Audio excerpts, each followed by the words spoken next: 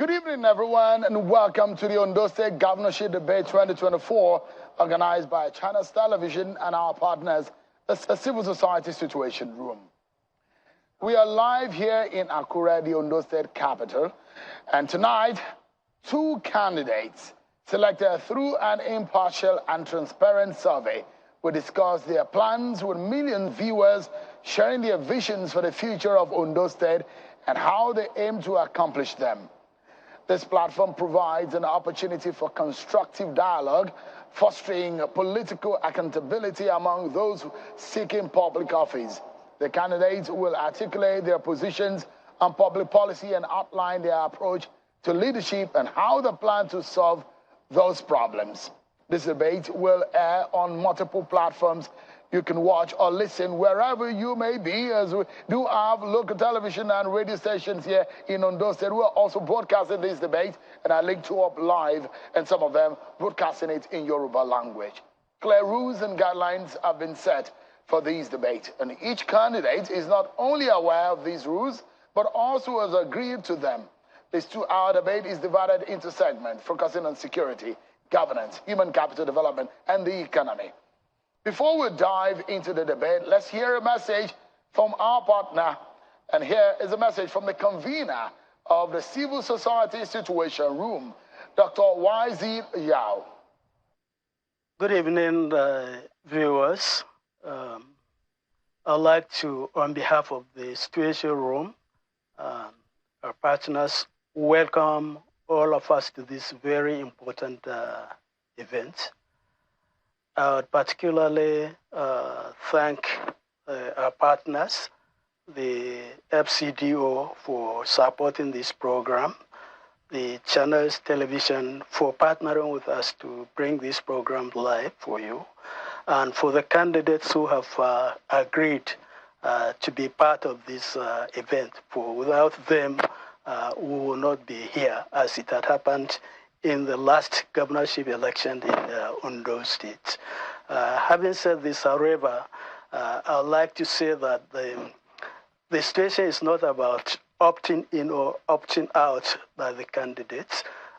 This is a commitment to the increasing sophistication of our political culture, and that this is what we are hoping that would continue to be deepened and developed further. The debates provide an opportunity for political candidates to market these ideas, to provide this manifesto, and to engage with the electorates. Now, 25 years after our return to civilian rule, our political culture has shown resilience and increasing sophistications. Voters are no longer voting on the basis of legacy claims or on the basis of brand name of political parties, or even on the currency of personalities. They are voting on the potentials of transforming their own lives and that of their children. For us as civil society organization, we also have one important take out of this. It allows us an opportunity to audit the claims, the promises, the campaign promises of candidates, and be able to keep it in a way that we can track them when they win election. On this basis, I would like to welcome you once again and to wish us a very productive and enlightening dialogue with the candidates that are contesting for governorship elections in Ondo State. Thank you very much. That's a clear message from Dr. Aiyedatiwa, the convener of the Civil Society Election Situation Room. Thank you so much for that message. But to be clear, none of the candidates we're engaging tonight are aware, or their political parties are aware of or seeing any of the questions we'll be asking them tonight. Our audience in the auditorium have agreed to remain silent. No cheers, no jeers, or other kind of interruptions. This way we would be able to respectfully create an environment where all can focus on what the candidates have to say. The exception to that rule is now when I will be introducing the candidates that will be mounting the podiums tonight. And the candidates will be lining in alphabetical order by their party acronyms, beginning with the candidate of the All Progressives Congress, Mr. Lucky Aiyedatiwa, and the candidate of the People's Democratic Party, PDP, Mr. Ajayi.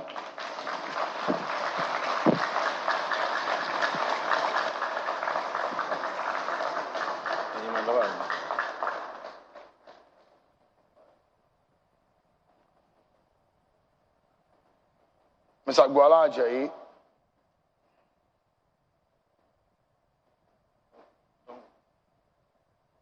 All right, here he comes.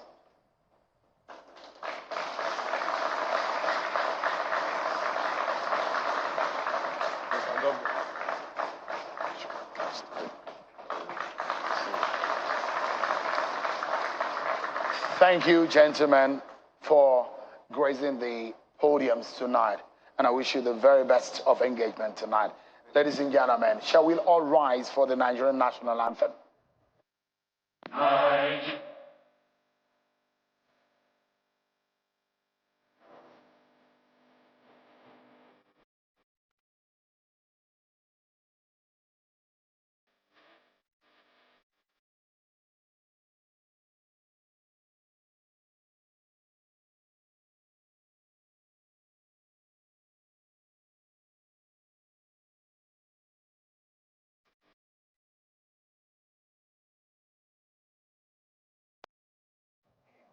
Thank you very much.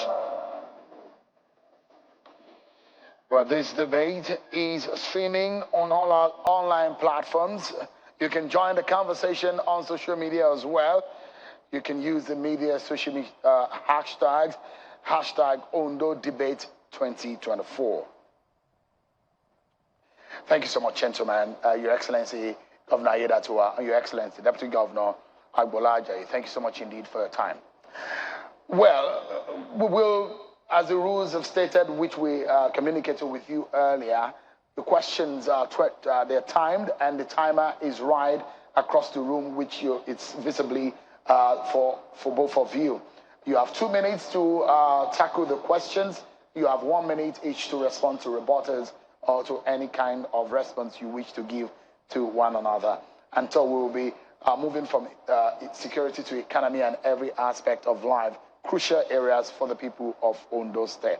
But we'll begin with the opening statement. And of course, I will begin in alphabetical order based on party acronyms with the candidate of the APC, Mr. Lucky Aiyedatiwa. You have 2 minutes to let the people of Ondo State know why they should be voting for you and why you think that you are the best man for the job. Thank you. Good evening, viewers, and more particularly the people of Ondo State. My name is Lucky Aiyedatiwa, the governor of Ondo State. Born about 59 years ago, the oil-rich community of Benla in Laje local government area of Ondo State. Had my primary education in that community, later proceeded to Lagos. My secondary education at Ikosi High School, Ketu, Lagos. Later I went to Lagos State College of Education, Ajayi in Lagos, and later presented to the University of Ibadan, my advanced diploma in business administration, and later to Lagos Business School, Pal Franklin University, and my master's degree in business administration at University of Liverpool. I have working experience, and at the time I joined politics in 2010, as a progressive, I remained a progressive party all through.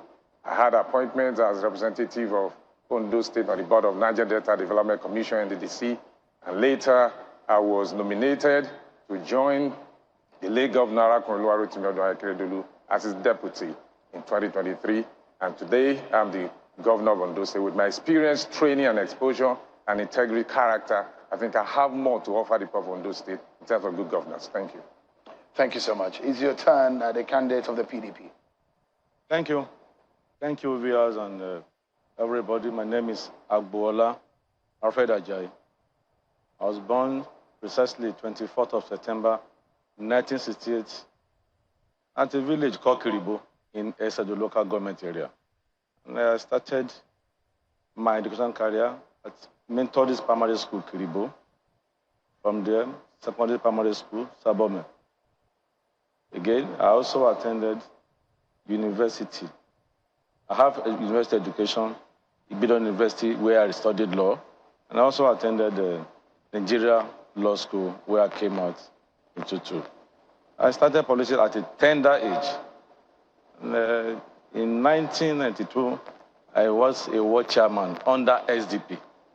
As a matter of fact, I was one of those who went for the conversion of the late MK Abiola in Jos. But that something years ago, later I became Surabase Councillor. I later became chairman, Cadre Committee. I later became elected council chairman. I later became member House of Rep. Of course, I became a deputy governor of the state. So I have experience and I'm determined to rule the state. With a hope, and I'm going to deliver. Thank you. Thank you so very much. We'll begin the conversation in the different sectors, specifically in the security area. And I'll begin with you, Governor Aiyedatiwa. So the sad story of our attack on that church might still be lingering on the minds of so many people in that community and the Ondo State people. The question will be, are the people of Ondo State, 4 years after they voted your political party, better off? Do they feel more secure with your party and you in the saddle in terms of security? Thank you, Sho. I can tell you that the people of Ondo State, not just our local government people, they feel more secure right now because after that attack, even before the attack, security is one of the major mandates of our government, because the primary mandate of any government is the security and the well-being of the people.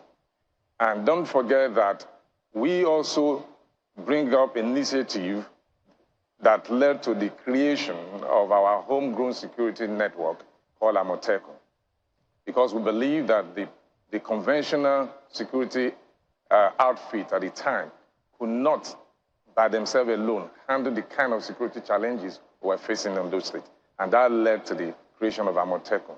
And since then, we have been working tirelessly to ensure that our people are safe.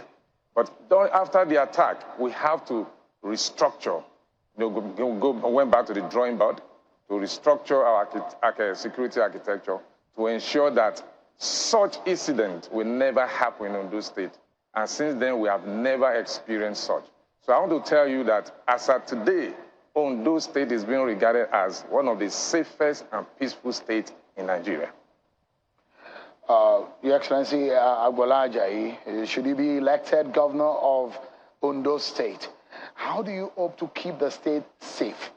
Well, thank you, Mr. Sheo. Well, let me first react to what the governor said, that today, Ondo State has regarded as the safest state in the country. It's quite unfortunate. A state where Oba has been killed, a state where Obas were kidnapped, a state where the late daughter of Fasarati was killed. And as a matter of fact, the most embarrassing thing that the Olufon of Ifon was killed gruesomely by an unknown person. Up to this moment, no single person was arrested. Fasarati's daughter was killed, no single person was arrested. My brother, I can assure you, just few months ago, about 2 weeks ago, somebody at Igbatoro here, an innocent woman went to the farm, was killed at Oka. About a month ago, a man was killed with his dog at Ikaram. Maybe the government didn't really understand, ma'am. He didn't really have apparatus to checkmate all these things. So the security of our state is that bad. And that's the major reason why. Okay, let me come to your question now. The major reason why I said, okay, when I'm governor of Ondo State, yes, he's a governor of Ondo State now, with due respect to him, but he was not part of those of us that actually established Amotekun. I was a deputy governor. As a matter of fact, I was actually encouraged and lobbied the legislators before the law was, the edit was passed into law.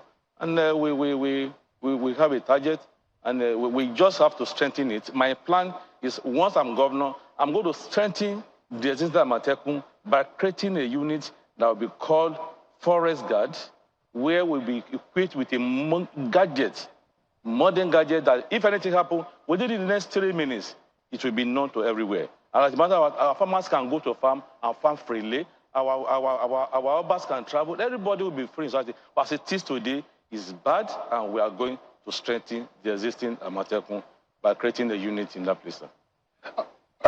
All right. So you have a minute to rebut that, yeah. All the incidents that he mentioned, they all happened when he was deputy governor. I wasn't in government at the time. And that is, you can check the record. When he was deputy governor, that was when all those incidents happened. Now let me say that there is no nation in the world that is 100% free of crime. You can check. So the pockets of incursion we have, those are the things that we are managing. Those are not issues that, it is not a major threat. Kidnapping is rampant, not only in Ondo State. If you check the threat of insecurity in other states of Nigeria, you will agree with me that Ondo State is one of the safest and most peaceful states in Nigeria. All right. You have a minute to do that. Yes, sir. Just point of correction. I left office as a deputy governor February 2021. I'm talking about an incident that happened just a month ago at Oka. Another one that's happened at Ikaram 2 months ago. Another happened in battle here. Maybe the God was not really on that. You should have a way of checking and know what is happening around there. People are dying innocently. Farmers are killed. They can't go to a farm. Nobody can travel freely. So it cannot. It wasn't as if, you see, we should not play politics with security. Without security, nothing can be done. That is why I'm surprised when people are talking about investors who want to come to Ondo State to be killed. So it's not about, it is not when I was deputy governor. It's happened right away when my brother is collecting 1.2 billion naira security vote and nothing to show for it as security. So you must understand and please know what to do about security as a governor of a state. Let me ask you, Governor Aiyedatiwa, what do you identify as the most pressing security issue facing Ondo State today? And what specific strategies will you use to implement or to address them? 2 minutes, please. Within the metropolis, we are not having any major security threat because of the cooperation with our own Amatekun, the conventional security outfit like the police, the civil defense, and the military. But areas we're having challenges at the border points that connect us with other states, like Kogi and Edo State. We're having incursion once in a while, which we have been tackling. Right now, we have formation of both the police, the Amatekun, the civil defense in those borders. What we have also decided to do under this administration is to create what I call Amatekun Rangers, because they know how to deal better with such incursion. The Amatekun Rangers, where they will now build a camp in all of those borders so that they can be there permanently, not just going there for operation. They are going to be there permanently, and that is what we have started. The construction is already going, because we have discovered that that is the area where they have incursion into the state. But in the metropolis, everybody go about their businesses. Investors are coming in. We are going to host a Global Entrepreneur Festival in this November. If Ondo State is not safe, they will not come. They have done their research, they have done their background check, and they know Ondo State is safe. All over the world, Global Entrepreneur Festival is coming to Ondo State. Check it out. All right, I mean, you've not talked about the strategy to address some of these issues, the incursion that you talked about. I just mentioned that I will set up another department of Amatekun called Amatekun Rangers, that we build a camp, like a barrack as it were, at those points where we're having periodic incursion. Before now, they will go there for operations. Now they are going to be there permanently with other security personnel of other conventional security agents to join them, to be there permanently, to do patrol and monitoring from time to time. Those are the areas we're having incursion. So we have to be there permanently, rather than going once in a while for operations. All right. The same question, Mr. Ajayi. What do you identify as the most pressing security issues facing Ondo State? Specific strategies you will use to address them? I'll quickly come to that. But let me quickly say something about what you said. That we have securities in the border communities. Just last week, a young man was murdered at Ondo town here. That cannot, is Ondo town not, is Ondo also a border community? Is it a country, is it a city between Ondo and Do or Benin?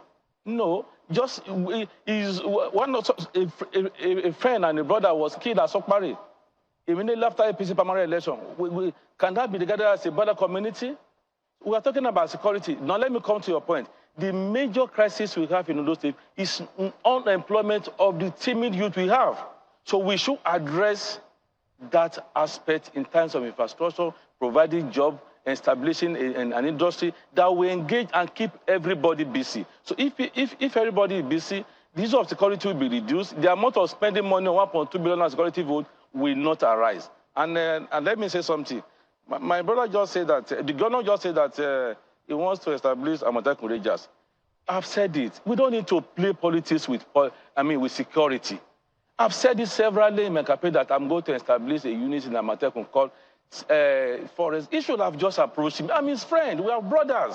I would have just availed him. So, because what is important is the security of life and property of Ondo State. He's a governor. I also want to be governor of Ondo State. We should be interested in the lives and property of Ondo State. So I'm willing to offer him because I have a clear vision of how to make it work. It's not about just Amotekun Rangers. After I've said that I was going to establish a unit in that way. So the number one solution is to create jobs for this semi supporter. Keep everybody busy. They will allow you to do your job. Thank you. Allow also to... 1 minute up. Yeah, please. You see, there are different kind of crimes or security challenges. What he just mentioned about somebody killed at Sukari, somebody killed in Ondo, these are attacks that you cannot run away from completely in any society. Even America that have the highest, most sophisticated security protection for its people, people will take gun and go into a school and begin to shoot sporadically. What will you do about that? Will you say they don't have security arrangement? When attack, those are not the kind of security threat we are talking about. We are talking of, you started with our massacre. Those are the kind of security threat we are talking about. Kidnapping at our borders in communities, not somebody who just picked a knife and shook somebody on the street. That is not what we are talking about. Such people will definitely be apprehended. The police are there to do all of that. That is normal security arrangement for every site. Apart from all of that, to nab those who goes into one crimes of the other, burglars, robbery that will happen when people are asleep, just take advantage of innocent people when they are not even ready, when they don't even know that some people are coming after them. Those are normal crimes in any society that you cannot run away from. But we are talking about security threats, so which he has not addressed. All right, I'd like you to, okay, you will go, because also there's an important aspect of this conversation that I would like you both to address. And perhaps maybe that will give you the opportunity to come in. Let me ask you specifically. So go ahead, sir. Well, thank you. Well, I'm happy the governor also agreed that some of these people were killed recently, not many years ago, not when I was deputy governor. Somebody was killed. I don't understand what you mean by how do you differentiate crime? We're talking about how to secure life and property. And okay, the person that was killed, has anybody been arrested? A woman was killed recently in Akure here. So we are talking about a safe society. As a governor of a state, your paramount interest is how to protect lives and property of that state. Yes, crimes happen abroad. There's no place that crime does not happen, but they will definitely arrest them. I can assure you, when I'm governor of Ondo State, there's no crime that will happen in this state that I will not get them arrested. I will. Okay, so this is a very important aspect of the security conversation. Do you support, Governor Aiyedatiwa, the establishment of a state police force in Ondo State? If so, what framework would you propose to ensure its effectiveness and accountability? Thank you. I support 100% the establishment of state police in Ondo State. In fact, what we are running presently is a prototype of it. The Amotekun Corps is a type of state policing. the Amotekun is structured in a way that they deal with security challenges just in collaboration with the police sector. Now, if we have, because it's locally based, they can track every crime to its root. Now, when Amotekun was set up, and when we were employing the personnel, we picked them from their various local government areas where they come from because they know the terrain of the area.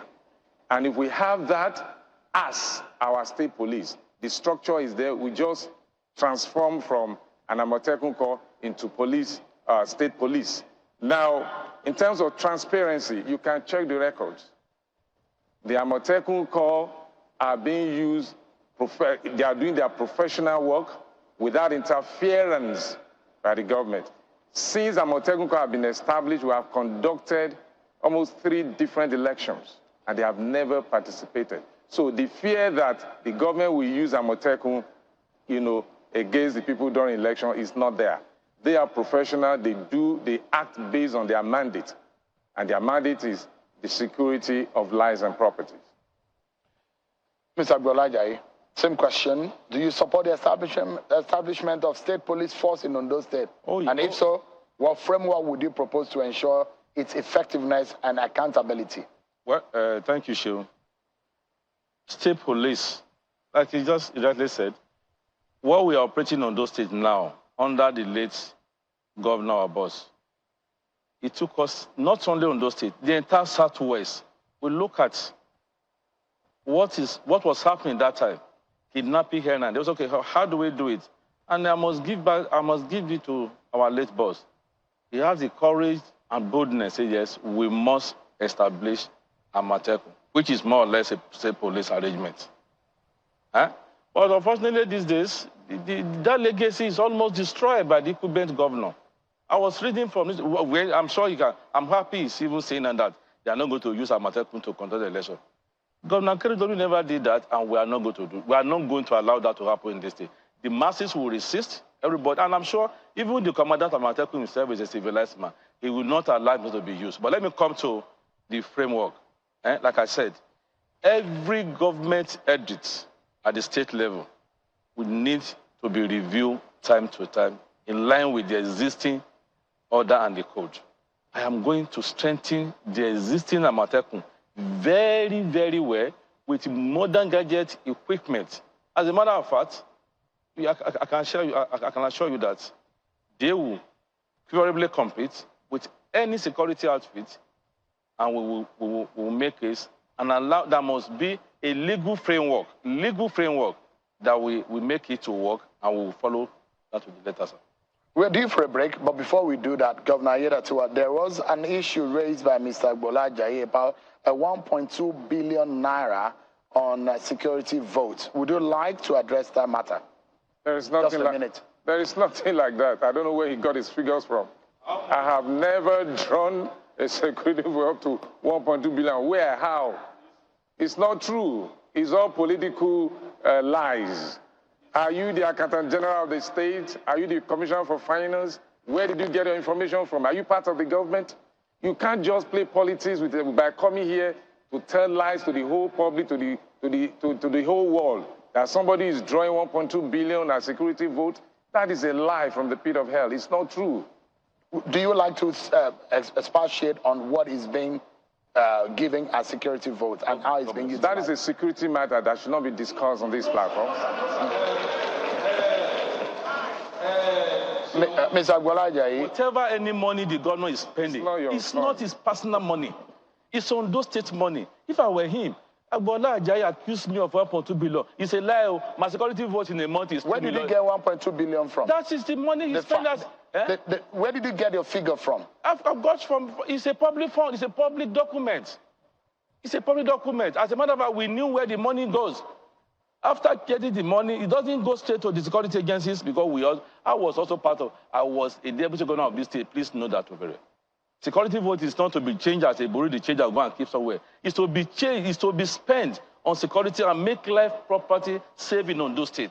So if I were here, I was okay, my security vote is 1.2 billion, I say by Ajayi, but it's 2 naira. He should be able to say this. It's a public fund. It's not his money. It's Ondo State Fund. But I know what I'm saying. As a matter of fact, last month, the month of that month, they conducted the election. The governor of Ondo State drew more than 1.2 billion as security vote. Yes, sir. That is not true.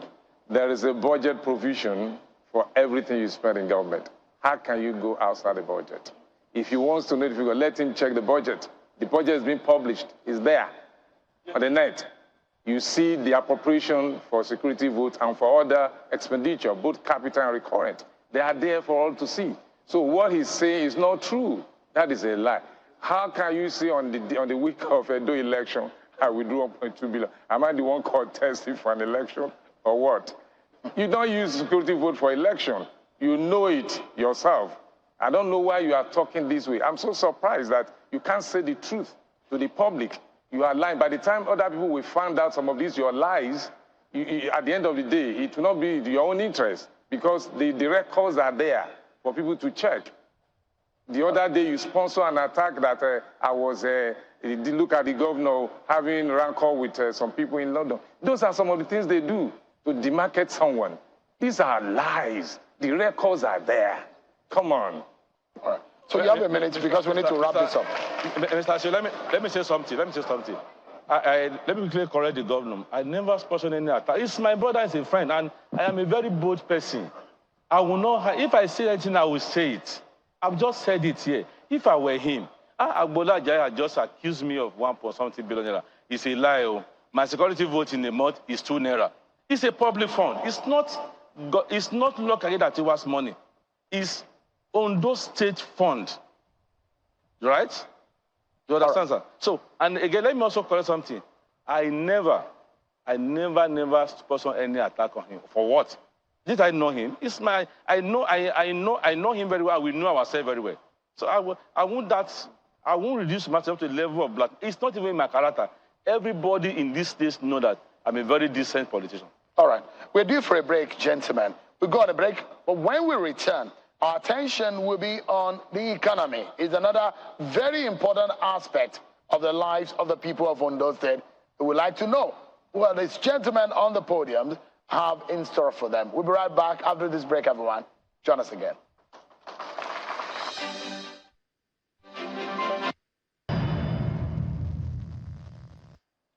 Thank you so much, everyone, for staying with us on the Ondo Governorship Debate 2024. Mr. Lucky Aiyedatiwa of the APC and Mr.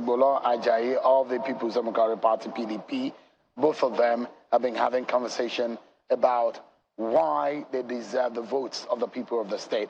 It's now time for us to turn to the economy. This time around, I'll begin with Mr. Ajayi, and that way. Ondo is both an agrarian and oil-producing state. It is the largest producer of cocoa with an output of about 77,000 tons per annum. In the past 5 years, cocoa prices have increased by 363% to a record high of $11,578 per metric ton before falling to $7,386 per metric ton in November 2024.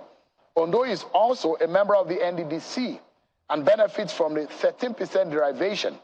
However, more than 27% of Ondo residents are classified as multidimensionally poor. If you are elected governor of Ondo State, what would you do to convert the huge resources of the state into wealth and improve the welfare for the people of the state? Well, thank you so much, my brother. The indices you just read out, about 27% are poor. You might not really get it right. This is just internet indices.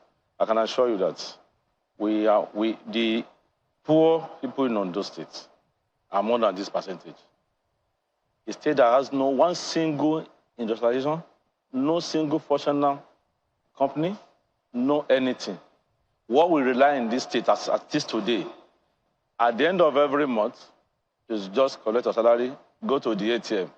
If you were here, maybe sometimes last 2 weeks, Just go Alabaka here, you see people queuing on the line. That is their payday. Nothing. Nothing. So what I would do differently if I'm governor of Ondo State? Yeah, you just said about the potential we have in Ondo State, the cocoa, the oil producing area. This has not really transformed to economic growth of Ondo State. Why? Because governments are not really tapping into what God has given to us. And governor, the first thing I would do is to go out on a massive infrastructure, especially from the riverine. Luckily enough, the two of us are from riverine. He's from like a local government and from as a local government. What we have in that place is enough for everybody. It's enough to keep us busy. So open up, construct you to the riverine, to the sea, and see how economic growth will open up. So the first thing is to open up the road to the sea, and economic growth of Ondo State will increase rapidly. But let me come to, in terms of agric endowment, which God gave to us. Your time is up. Sorry. Governor Aiyedatiwa, it's your time. Yeah, let me first of all say that I don't know where Shane got his statistics from, that Ondo State under multidimensional indices that the poorest. We are not at all. The last multidimensional indices that was released, Ondo State is the second least in terms of poverty in Nigeria. So you can check for yourself. Now, let me also say that some of the things my brother said are not true when he said there are no industries in Ondo State.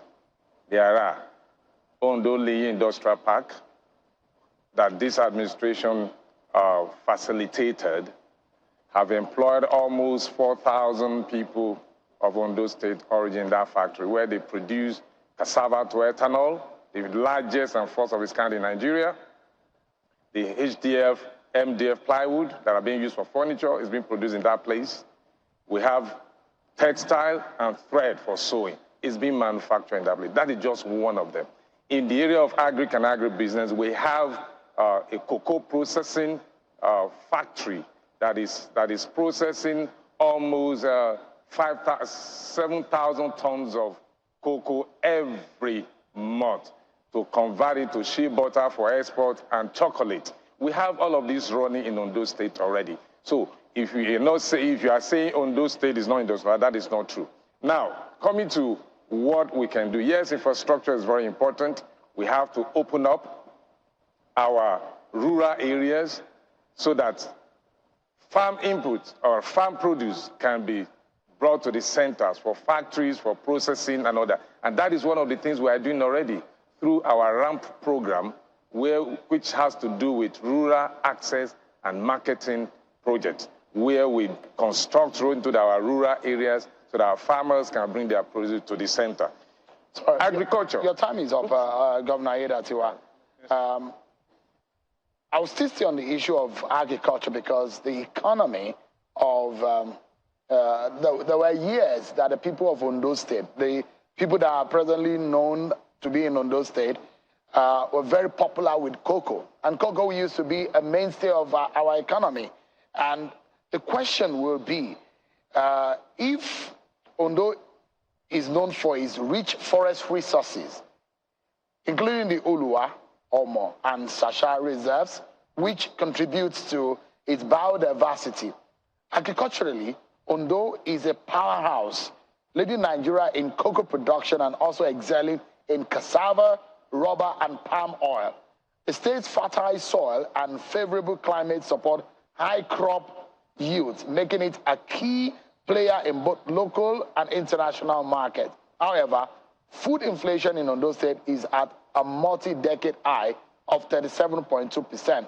And this could be indicative of decline in agricultural productivity. What is your plan, should you be elected, Mr. Ajayi, to revitalize agribusiness in Ondo State and make food available to the people? Well, I thank you that you just put the record straight. Before, let me quickly react to what you said. And you said it. We have Oluwa glass factory in Ondo State. Before, we have OPC. As a matter of fact, majority of the oil that were export, red oil, are from Ondo State before. Today, no single oil factory, except this locally built machines. The glass factory is dead. Yes, and I said, when I'm governor of Ondo State, we might not have a lower glass again, but can I assure you, we'll have Sunshine factory in Ondo State, Sunshine glass factory in Ondo State again. I will establish that. We will also establish good cocoa processing factory that will produce a lot of product from the cocoa. But yes, chocolate, Bonvita, everything.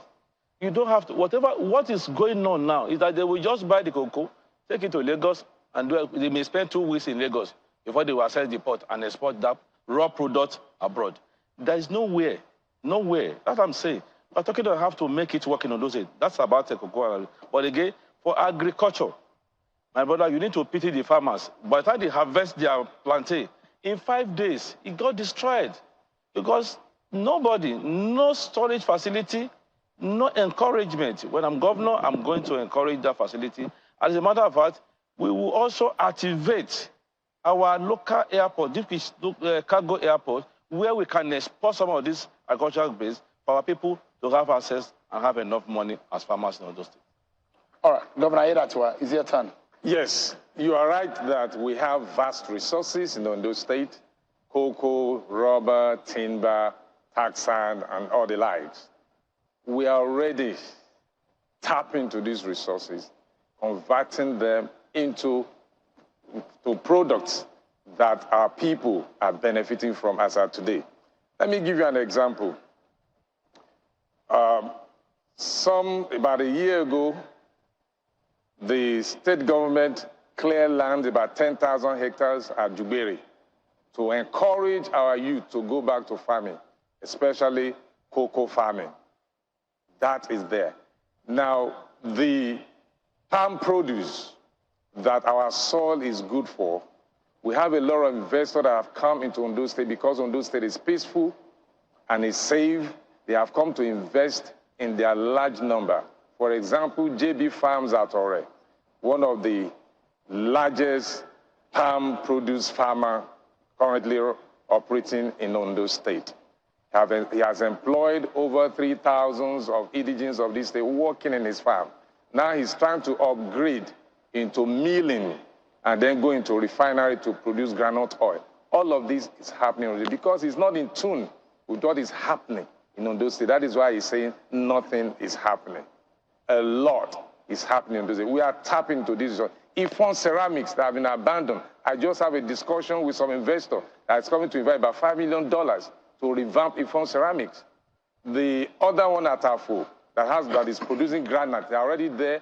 We are producing granite in Ondo State currently as we speak. You can go and check. These are facts. These are the things we're already doing. It's not about promises that you can't fulfill. Politicians like him will come to make promises, but we are already doing it. We are not making promises. Something we are doing that the people can see. All right. Let me ask.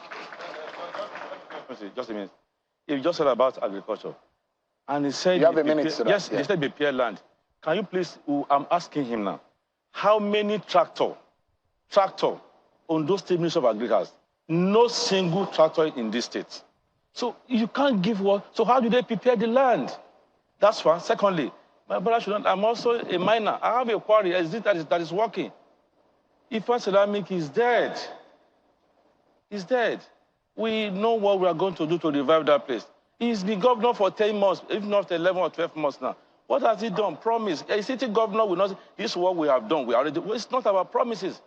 Give me governor of those states, and I will transform this state economically and keep everybody busy. We will not go and hire tractor from Kogi, from Edo. We will buy farm implements and also encourage our farmers so that they can have abundant food for our people and they will also export. Do you want to respond to him, sir?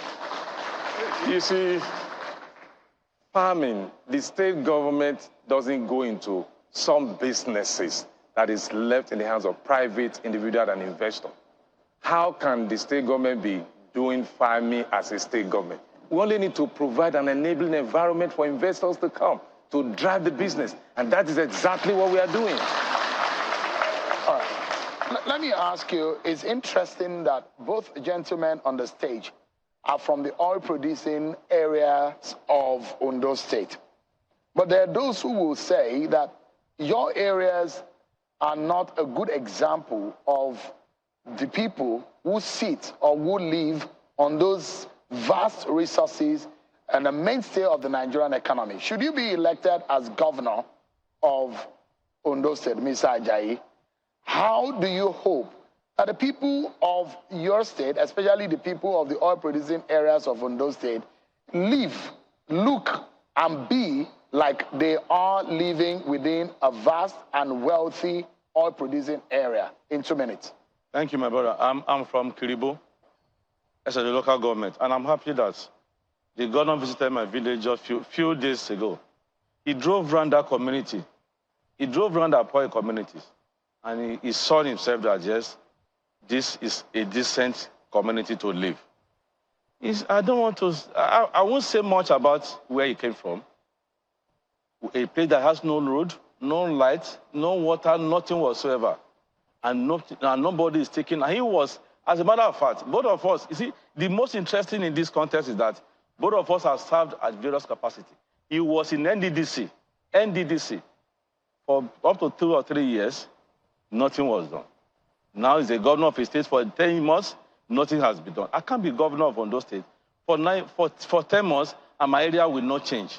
I will know what to do to make life meaningful for the people of Ilaje. As it is today, my brother, with due respect to my brother, my wife is from Ilaje. I've told her, I said, I can't sleep in anywhere in Ilaje. I'm sorry to say this, because just last week I traveled to Ajapa. I was looking at the sea. It can just take them away anytime. No incursion, and my brother said he just commit. He flagged up a concern of concrete walkway in his village. So this is a misplacement of priority.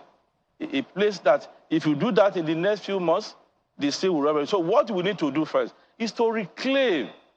And I said, I will drive that sea 2 kilometers away when I'm governor of Ondo State.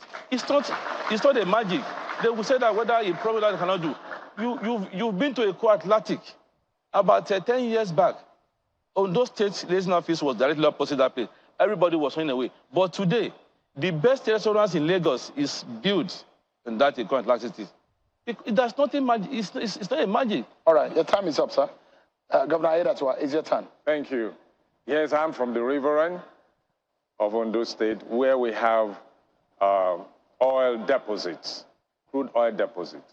And don't forget, this is under the exclusive list of the federal government when it comes to exploration. Now, for development of the area, because of the terrain, it is not an easy task. It is not anything Ondo State government alone can do, especially considering the sea incursion that has been there for many, many years. Let me also say here that when he was chairman House Committee on NDDC, the first road that could have connected the entire river around to upland was under his watch. The contractor abandoned the project. Today, that project is dead. Under his watch, from that area, that could have solved the problem. A 20 billion naira at the time project called Ugbogoye Road, under his watch. He was talking about me being in NDDC for 3 years.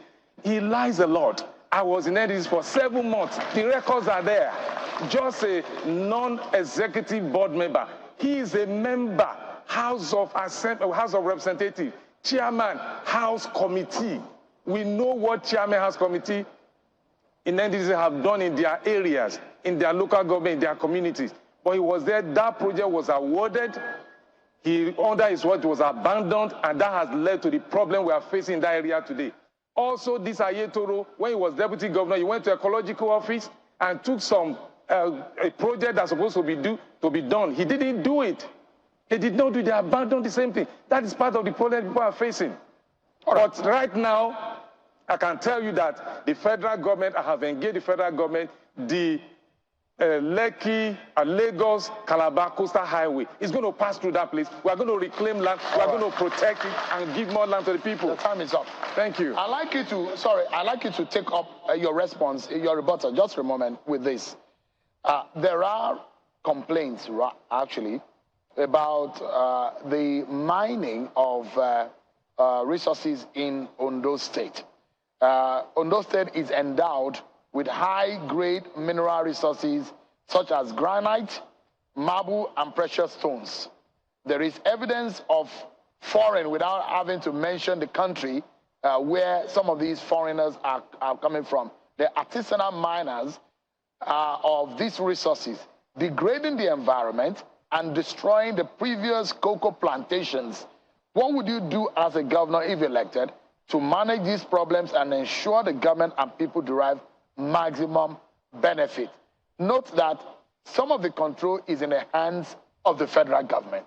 Yes. In 2 minutes, please. Well, thank you. Before I go to, let me quickly react to what you said about me. I was a member House of Rep, represented Ajayi and Ondo, and I was lucky when I got there when I was made the chairman's House Committee on Aiyedatiwa. In the history of Ajayi local government, in the history of NDDC in Ondo State, nobody, and I stand to say this, nobody have achieved 1/4 of what I've achieved when I was chairman House Committee. I introduced that project, Ugbogoyi project, and I said, this road, let us. It doesn't even. I'm surprised that he doesn't believe. It does not. He should have been. He was there as a member. I was a member House of Rep, legislator in Abuja, not a member of the board. He was a member of the board. And everybody knew that. I said they should give this job to a competent contractor. The whole of the Nigeria, many of them say, this man has come. I said, come. Don't experiment the life of your children. And today, the story is a different thing.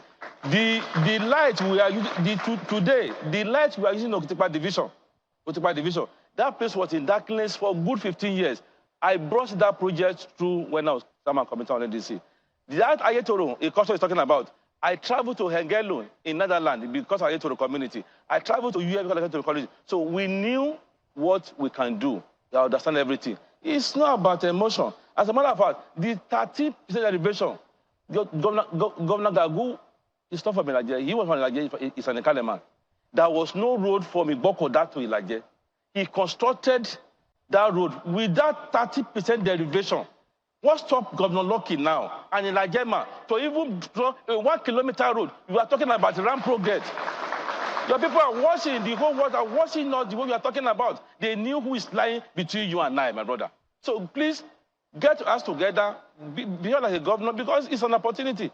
Behave and do something meaningful and change the life of Mr. People. Ajayi, your time is up on that. You just have 1 minute left to answer the substantive question. Can I please say your question now? On the artisanal miners who are destroying the formerly popular cocoa plantations, and what would you do to get maximum benefit to the people of the state should you be elected governor? Don't forget that most of the control is from the federal government. Now, I've said it. When it's part, I have a 7-month agenda, and part of what I have there is to, what runs the government is policy. I'm going to establish a unit, an office that will be in charge of mining activities, which will be called Ondo State Mining Community Development Association. This one will work with the Federal Minister of Mining. You can't come to my land, to Ondo State, and destroy people's farm and destroy their crop because you have a money. We are not going to allow that. It is not a sin that we find ourselves in Ondo State. We will have a regulatory agencies that will work with the federal government and also protect our people so that they can live a liberal life and live where they are. All right. Governor Lucky, you have 2 minutes to answer the question. We are already doing that as a sitting governor, even within 10 months of my assumption of office. All of that is being addressed. Don't forget we have Ministry of Energy and Mineral Resources that oversees the mining activity in Ondo State. Yes, it is under mineral resources under exclusive lease, but it's under our soil. We own the land, but federal government will deposit underneath, and they are the one that grant licenses to miners.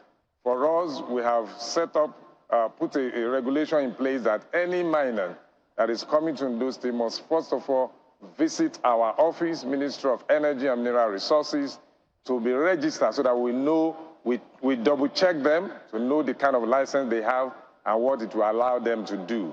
And then the areas that have been earmarked for them to operate from. All of these, we establish that. Then they need to sign an MOU with the community so that they can give back to the community. It's not a case that they will just jump on any land anywhere, then drive away the native people. That will not allow to happen. It's a mutually beneficial thing. If there are other minerals under the soil where some farmers are operating, we wait, we talk, we engage the farmers.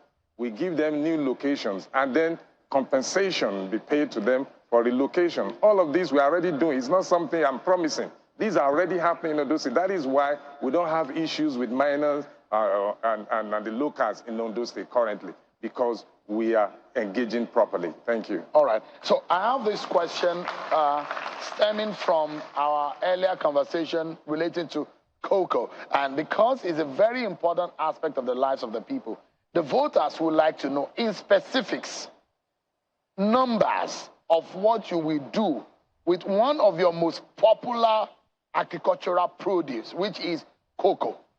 In terms of numbers, how much can you do with it?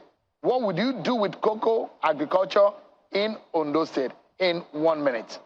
Well, I said it when I'm governor of Ondo State. Yes, the first 1 or 2 years, we have to deal with policies that can also encourage investors and also encourage how our product will be sold out. Yes, let me come to cocoa products now. Once immediately I'm governor, we cannot immediately say, okay, we want to start producing or processing cocoa products. We still have to continue to export.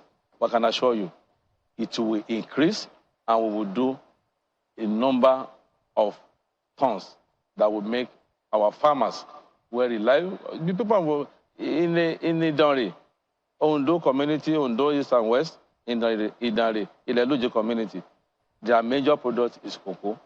So we will know. Our cocoa is one of the best in Africa, in the world, and we'll continue to encourage how to export it. All right.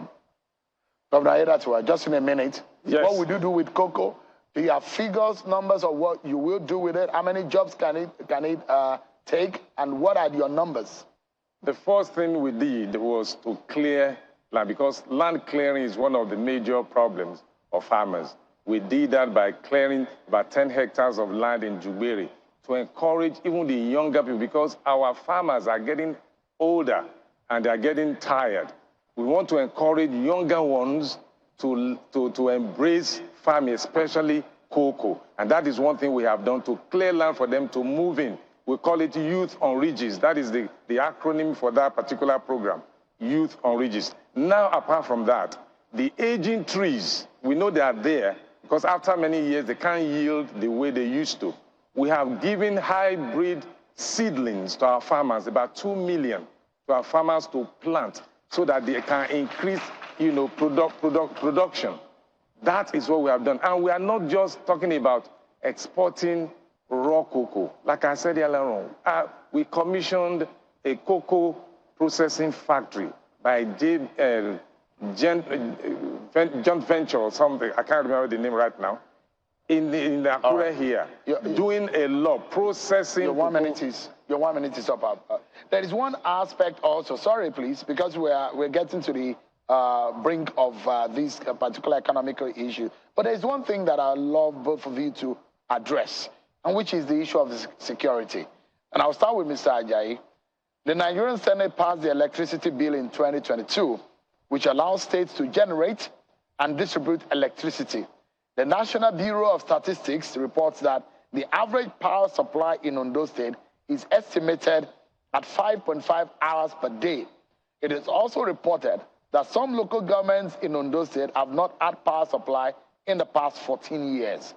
Given that economic growth is strongly correlated with power supply, how would you guarantee an adequate power supply that will support industrial development? Just in a minute. When I'm going to Ondo State, this is what I'm going to do. I'm going to establish Ondo State Power Regulatory Agency first.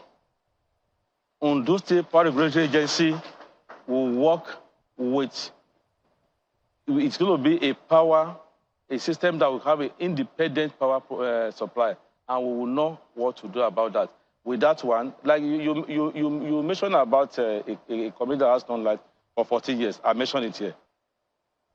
Ondo South for 15 years, non-light. Even now that they've been able to install light there, if you drive around October in the night, there's no light at all. So this Ondo State Power Regulatory Agencies will work with the community, because you discover that it does not even encourage a small-scale industry.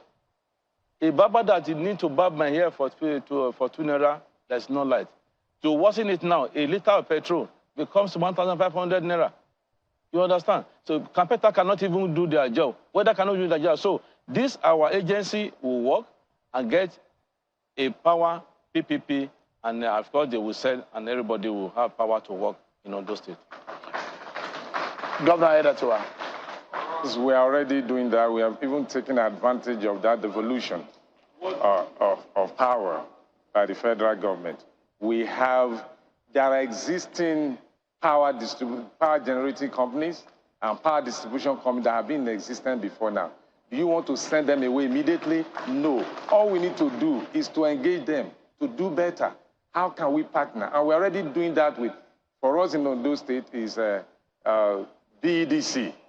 We are already working with them. Areas of their inefficiency, we are tackling it. Don't forget, I told you, we have a Ministry of Energy and Mineral Resources that is, overseeing this. Apart from that, I've also appointed an aide, special advisor on energy, power.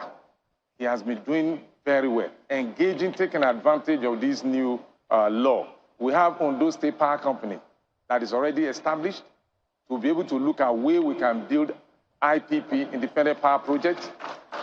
We have Alagbaka Power Project. We're encouraging private investors to come into the sector. That is the only way we can give maximum power to our people. All right. We're due for a break. Just for a moment. We will conclude on the issue of the economy, because it's also very important, just as security. And debt profile and issues relating to all of that will get our attention. We'll be right back after this break, everyone. Join us again.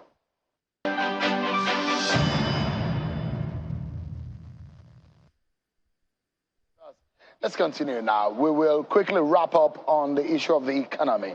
And there's one aspect that is quite important, and that is the debt profile. I'll this time around begin with Governor Aiyedatiwa, then we'll go to Governor former Deputy Governor Ajayi.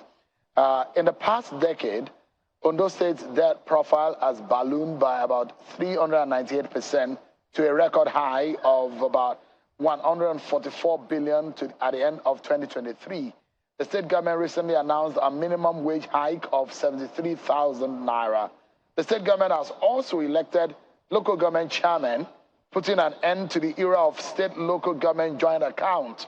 If you win the forthcoming governorship election, what would you do to reduce the debt level with narrowing fiscal space? What is your plan to ensure that you run the state without new borrowings? Thank you, Sheung. Let me quickly say this here, that currently, within the 10 months of my assumption of office, if you check the statistics, Ondo State is the second list of states with high debt profile. Since I came on board, we have not borrowed, and we don't have the need to borrow for now. Now, that is that. And don't forget also, since removal of subsidy, the state governments are earning more from the proceed that is being distributed through the allocation. Now, at the period when that was done, to cushion the effect of the subsidy removal, wage awards were given to workers and other palliatives that were given to the citizen to alleviate or to reduce the hardship. Now, for the minimum wage, it's a law, it's a negotiation between the federal government and the labor leaders and the private sector. And we just have to implement it. Even though the baseline was 70,000, but we can afford 73,000 for our workers. And that is what we have done. So, and if we are to continue in that, we need to grow our IGR. And yes, you mentioned about joint allocation account. Now that local government need to have their money directly from the federation account because of the autonomy. Before now, we don't even touch local government money. We only receive based on the constitutional provision of joint allocations account. We don't touch their money.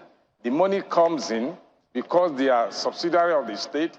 We receive on their behalf, and Ministry of Local Government and Chieftaincy Affairs send the money back to the various local government for their use. We don't touch their money. So there's nothing new to us. It's just that they are going to receive directly. That is the only new thing. The time is up, Governor Aiyedatiwa. Ms. Ajayi. So, you know, before we go on break, you say you're going to give me floor to react to what you said about cocoa. You say, when we come back. Okay. I don't know if you have the 1 minute to go do that. Thank you. When my brother was giving but so that we don't forget this particular question. Yes, I know. Fantastic. Yes, yes. When my brother was giving about figure about cocoa, this and that, I'm surprised. Because I also know the whole world knew numbers of cocoa trees that were destroyed, farmers that were destroyed and sent to jail, sent to unexpected heaven because of the way and manner they sold all their forests to unknown people. We are going to review some of these things when we get there. But let me come to the wages and the debt profile of Ondo State. It's in public domain. 144 billion naira. That's nothing bad. If government owing for development, nothing bad about that. But again, and I'm happy that the governor also said that since he came on board, he have enough money from the federal account. Apart from the IGR, he must have accessed nothing less than 132 billion naira. Let the governor just point out that this is what I've commissioned. Yes, he has moved around the entire local government now, including his own local government. This is what I've commissioned with this amount. Where is the money? But let me come to local government administration. My brother, I cannot run an illegal government. I was a former council chairman. I know the meaning of local government administration. When I was council chairman, I constructed roads worth 500 million as of 2006-07. So for them, if I'm governor of Ondo State, I am not going to encourage local government ministry in my government. It's criminal erosion of fortunes. They should allow local government to breathe and do their government on their own. Now let me come to minimum wage. I'm surprised you said you have gotten a big money and yet you want to give the workers 73 million. Once I'm governor, I'm going to give the workers 76,000 naira minimum wage per month. 76,000. Your time is up. You want to respond, Governor Aiyedatiwa, or we should go ahead? You see, all we hear here is promises that cannot be. Has he checked the income, the allocation the state government is getting for him to say he's going to pay 76,000 to a worker? All that is just a political statement. You don't even know what the state finance situation is. You don't have idea. That is why you can see somebody is spending 1 billion, 1.2 billion on security vote, which never happened at any time. You are just speculating. You are just making promises that you cannot fulfill. We are already there. We have seen the books. We know how it's like. We know what we can afford, what we can pay. And that is exactly, the civil servants are happy. Gratuity have been paid. The backlog they have owed many years back. This year alone, within these 10 months, I have paid over 6 billion naira for gratuity to defray all the arrears that the previous administration were owing the workers. Leave bonuses have been paid for this year. The arrears of salary that successive government were, I have paid. We are not owing our workers, and they're enjoying their promotions regularly. Your time is up. Okay, you have a minute to that. Yes, thank you. I'm surprised that Governorship will say that I don't know what's of praise. As a matter of fact, I have more experience when it comes to administration more than him. I was a local government chairman. I started at grassroots. From there, I was a member of House of Rep. I became a deputy governor. As a matter of fact, I was also acted as the governor of the state before. So I know the workforce of Ondo State, and I'm happy, and I'm surprised that he said that the workers are happy that he's paying 73,000 naira. They are happy. well, I'm sure they'll be happier when I pay 76,000 naira for them. All right. Gentlemen, quickly, let me ask, I'd like to know your position on the recently proposed tax reforms bill by the federal government, which has the NEC has advised the federal government to withdraw, and the presidency had said it will not withdraw it, but it will look into some of the complaints of members of NEC and some governors of the northern region and leaders of the northern region of the country. I'd like to know, how would you react to this? Your position first on the tax reforms bill. How would you increase revenue without raising or increasing taxes? Thank you, Sean. First of all, let me say here that government is at different level. We have the federal government and we have the federating unit as a state. When the federal government that has the right, the legal right to do what they want to do, we cannot stop them. We can only negotiate with them. Just like the issue of minimum wage, that the federal government has to go into negotiation with the labor and the organized private sector before they arrive at the minimum wage. The same approach we are going to employ to engage the federal government through our forum, Nigeria Governors Forum, that is already happening. So we will look at all of that. We will not bring up, we will not allow, and I know the federal government will not just a reform tax that will be so burdensome on the people. We have to look at the figures, we have to look at all the parameters before arriving at a particular figure. And that is my position. There's nothing wrong in reforms, especially when it's not going to affect the people in a very, very bad way. We will look at it. The other people from the north that are already kicking, well, they have their own opinion to make. They have the right to also say no to some things because they also run a federating unit. It's a federation. We can discuss, we can negotiate. So if you say no to something right now, maybe because you envisage that it's going to be so burdensome. But when you negotiate, you look at the figures, you look at the way it is structured, then we can come to agreement at a point. And I don't think we can stop federal government. We can only negotiate with them and see how it will be beneficial to all of us. And mind you, as for me, not to increase tax to generate more revenue, by the time we create more jobs, infrastructure, we will be able to bring more people into the tax net and get more money. No, not necessarily increasing the tax. All right. If more people are paying tax, then we'll have more money. Mr. Ajayi, it's your turn. Well, thank you. I've listened to my brother. He's a member of APC. So even when it doesn't align with what they did, because he was at the last NEC meeting where the governors agreed that, yes, the federal government should withdraw that bill. He was part of them. He cannot. So for him to have said now that the federal government can do whatever they like, fine, no problem. If you want to shave my head, you need my attention. It's a federated unit. Government cannot just come and impose taxes on all those women that are selling biscuits here and there, calling it a tax reform. No, it's not going to be possible. And they have said it. The governors have taken their position, and I'm sure it's a constitutional matter. You can't invade into anybody's right and say that you want to impose it at the appropriate time. Even the government, yes, and I've said it when there was a day I addressed press in Lagos, in Abuja, and I said, I have a lot of respect for President Bola Tinubu, but he should please review his policies to make the masses breathe. How would you raise revenue without having to raise taxes? But let me tell you, I'm going to ask, maybe you ask him, because he's the state governor, what is the amount of money Ondo State is generating as IGR every month? And I will tell you, I'm not going to say it now, but when you say it, I'm going to also tell him that it's a lie. We don't generate that. The first thing we need to do, sir, the first thing we need to do is to, you see, you can't just say because you are getting a payee. Exactly what he's saying now. If you bring in more people into the, it's going to increase your net, tax net. No. The first thing is for you to first of all put in infrastructure, massive infrastructure, declare state of emergency in massive infrastructure.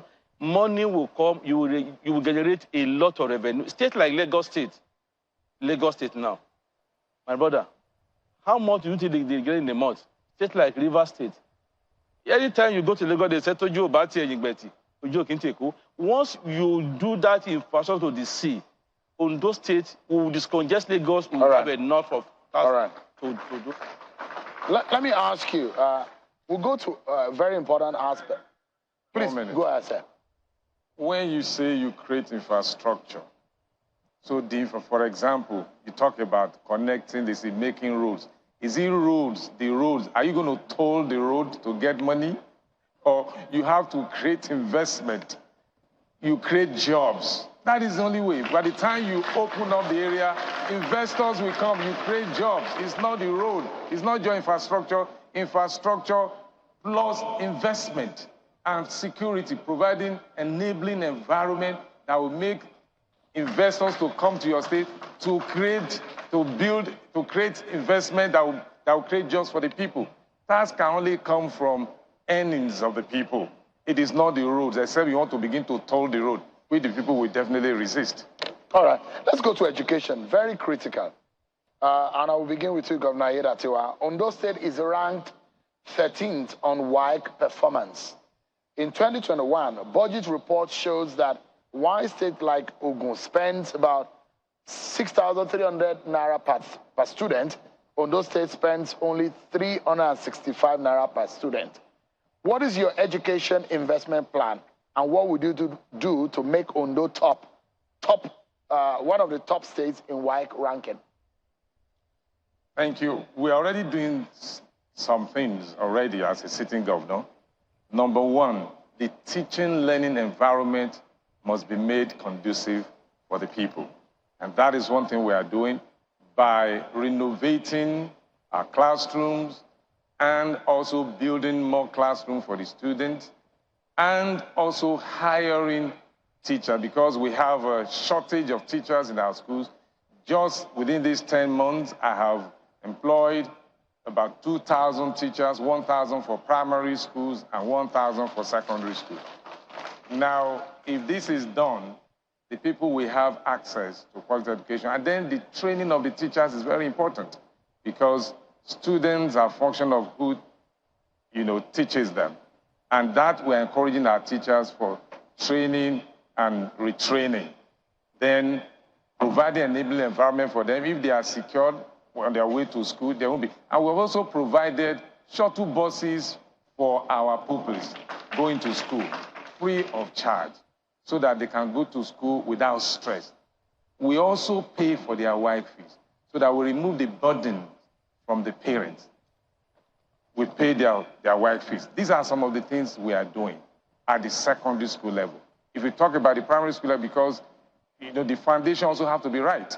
If you get them right, if you catch them young at the primary school level, then they will be doing better even up to secondary school level. It's not just only the secondary school we are dealing with. Even at the primary school level, we are renovating our school, hiring teachers, and then providing an enabling environment for them, training their teachers, encouraging them, giving the teachers their housing allowance, loan for cars, make them comfortable, motivate them to do better so that they can take care of the student. And all of this put together, we have fed the student performance.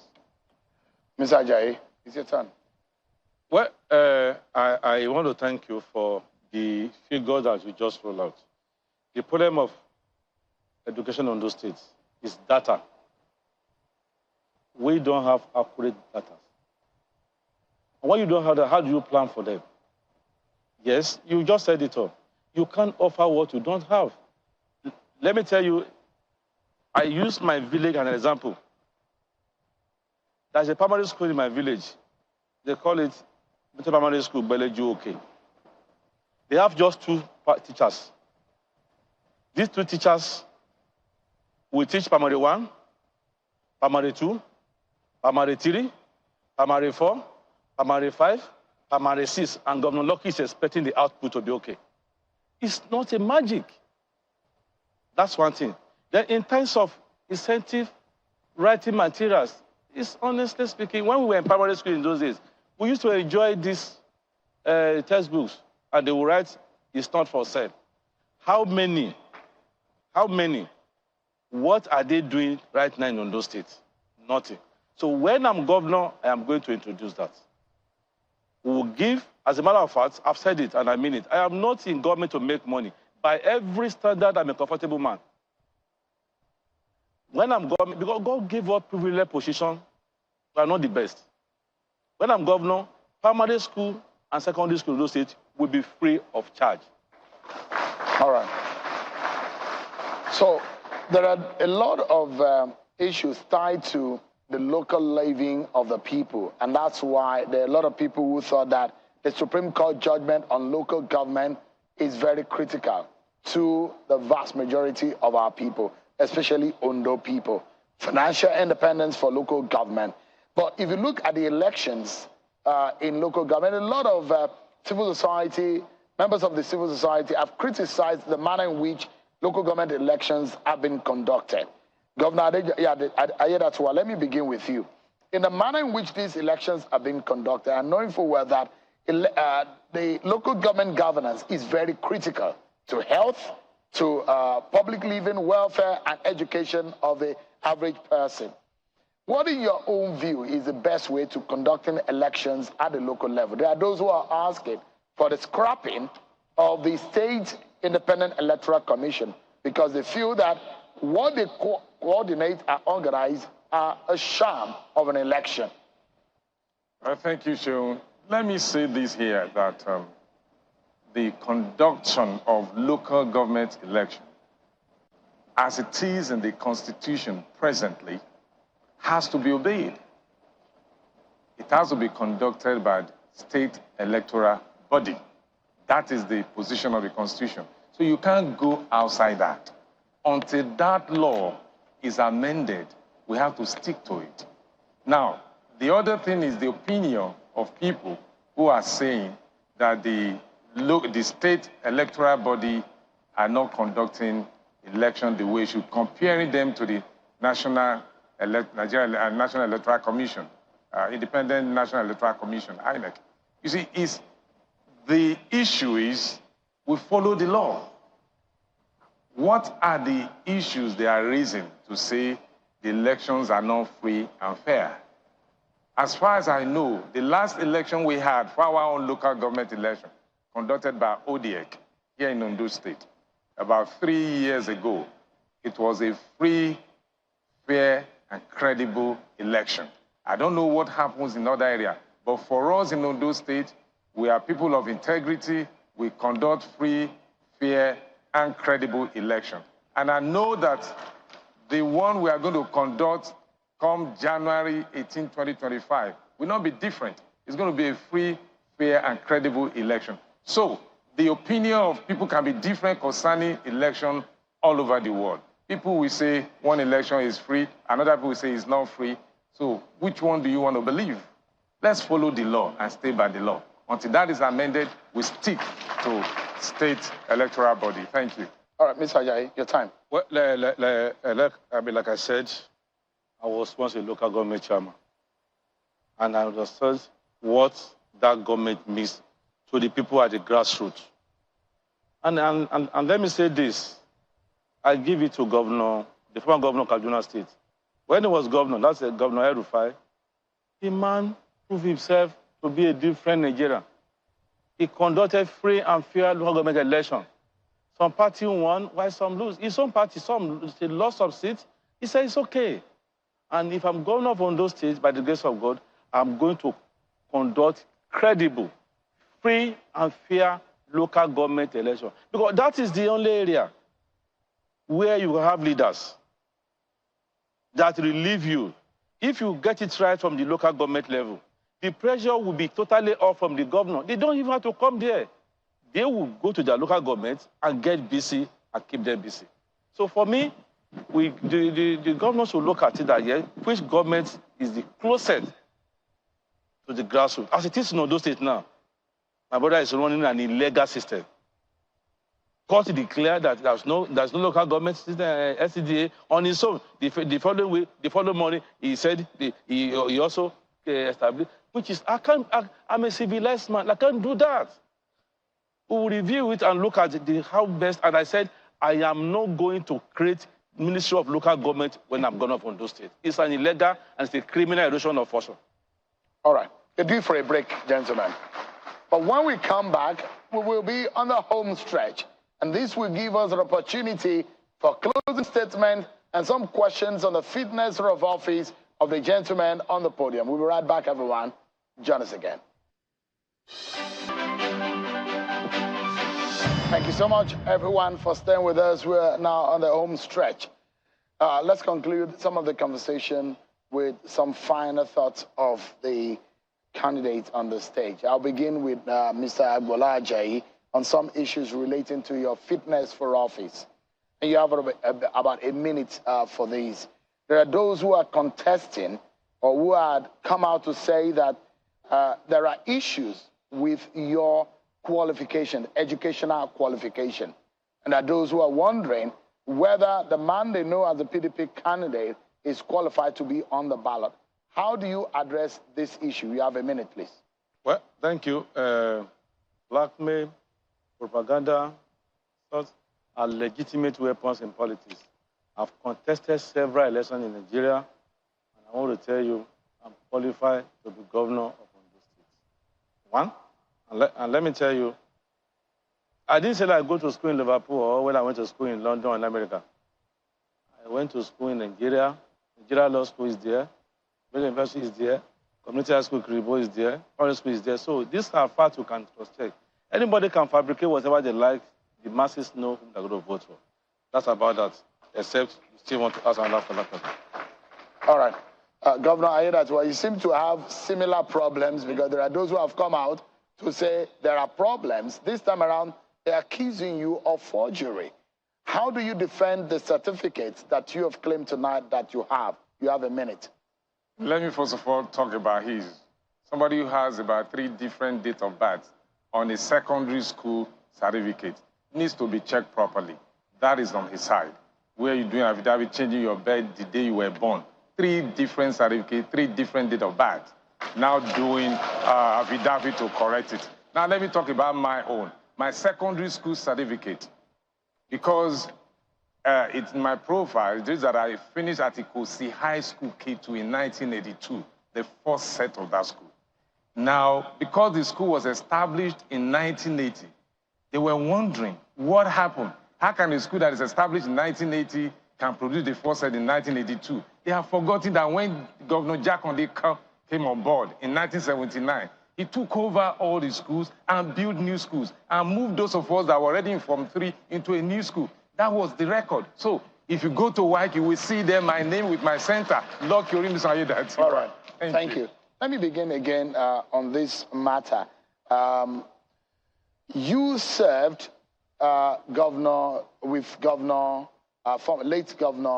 Akeredolu, and there are those who said you went into the APC, you became a deputy governor. When things didn't favor you, you ran to the PDP, and that's one of the reasons why you're having some problems with some members of the People's Democratic Party. How do you defend those who are aggrieved within the PDP and those who see you as perhaps a bit of political instability? Just a minute. Well, let me thank you for our late boss. I don't like to discuss anything about him. We should allow the man to rest. That's one. For me, contested, I was a deputy governor in APC. It's a constitutional matter. It's a constitutional matter. Politics has free entry and exit. When you don't agree with a policy at a time, you can't continue to die in silence. You choose to exercise your right. And exactly what I've done. Now come to the PDP leaders. All of us are here. We are one, working together. This is the first time in the history of Ondo State PDP that election was conducted, no single petition. And I can assure you, we are going to win the election. We are working together as a body. All right. Governor Aiyedatiwa, you've been criticized of appointing over 300 personal assistants just a few months before the election. The probity of it and those who are asking questions, what exactly what's the reasons behind those appointments? Just for a minute. Before I answered mine, let me quickly also talk about his own. There is nobody in PDP anymore. All the major political gladiators have left PDP to APC.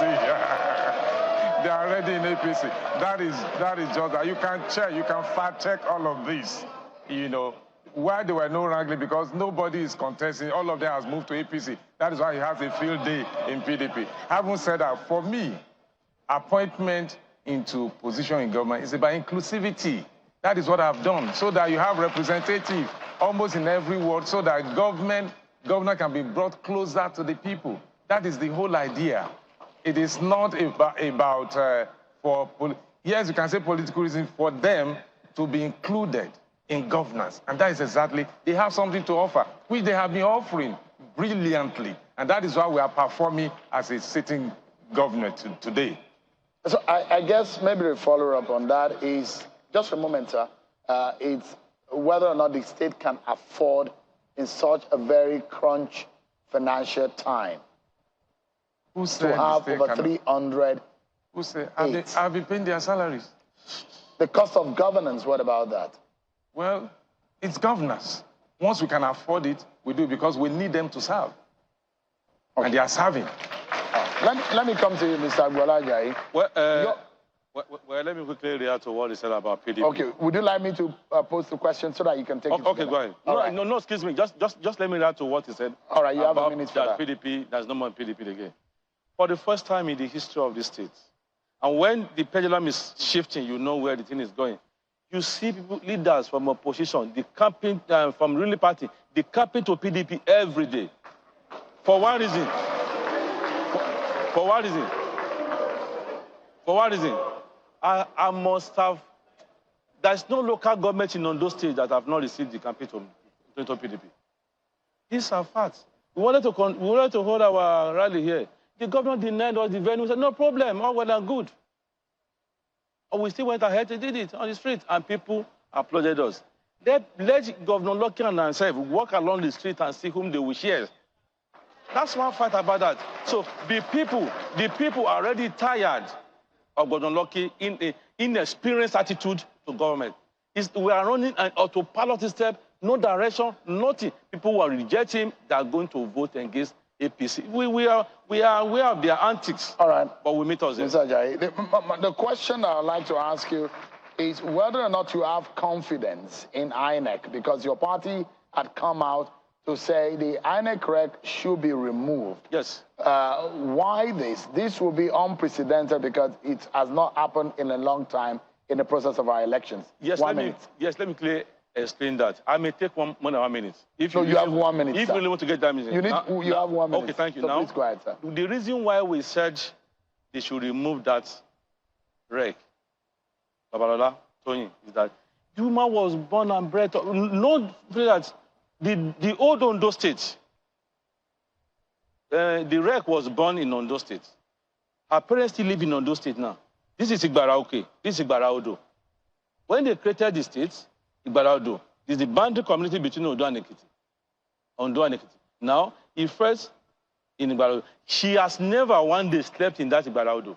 She was born and bred up in Ondo State. Her parents lived there. Let her come out and said she has slept one day in Igbaraodo. So how else do you want us to express that? So she can never be fair. We just say, okay, INEC, can you please remove this woman? Bring anybody you want. That's our, and we continue to agitate that for the credibility of the process. All right. What we're talking about. Yes. Sorry. Do you have anything to say to that? Well, I'm really surprised that he will be challenging the choice of where anybody lives in Nigeria. As in Nigeria, you can live in any part of the country, and you can work in any part of the country. I see no reason why you will be announcing fear of defeat before we even go into the election. Because she's a federal government staff, and any federal government staff can be posted to any part of the country to serve to work. For me, I don't even know this rec. If I say Andrew, I don't even know her. If you are saying she's from Ondo State, which part of Ondo State she's from? Is it from Kiribo in Apoy or from Ilaje in Ilaje local government? She's not my relative, she's not your relative. Why don't you allow her to do her job? It's unprecedented. If we continue this way, anybody can begin to raise queries once they have a fear of the We're faith. totally out. So just for a moment, gentlemen, because we're totally out of time. No, sir. Just for a moment. We're totally out of time, sir. You have a minute each for your closing argument. And that 1 minute, I would like you to be able to boldly say, if you choose to, that the people of the state should go out, vote, and not be violent in their conduct. You have 1 minute to do that, and I will begin with you, Mr. Ajayi. 1 minute start now. Well, we are very, very peaceful, loving party. We canvass issues. We have shared our poster, did everything. What we quickly say that, yes, allow the masses to determine who will govern them. We don't want to repeat 1983 episode in Ondo State again. Allow the people to decide who will be their governor. Don't say you want to go and ring an election. If Ajayi it was a free and fair and he won, why not? I'll shake him. I'm not coming to be a commissioner under him. And also say, if I'm governor too, he is not coming to be a commissioner under me. So the people should be allowed to choose who should lead them in this next election. All right. And let me tell you, sir, we will do everything to resist any manipulation they're planning. Your 1 minute starts, Governor Aiyedatiwa. Yes, as a sitting governor, the safety, security of life, and well-being of the people is my primary mandate. And I will ensure that during this election. The election is going to be peaceful and credible and transparent as much as we can. Now, the people of Ondo State, they know who they want. They are the ones that will decide, not just the rec in INEC. If you are so sure of yourself that the people are there for you, they will vote. Stay by their vote on the list counted and announced. So why are you bothering yourself about who is the rec and INEC? The people will decide. Ondo State people will decide. And I know that they know who we are. They know me and they know him. They know that our antecedent, the fitness, integrity, character. They know all of this.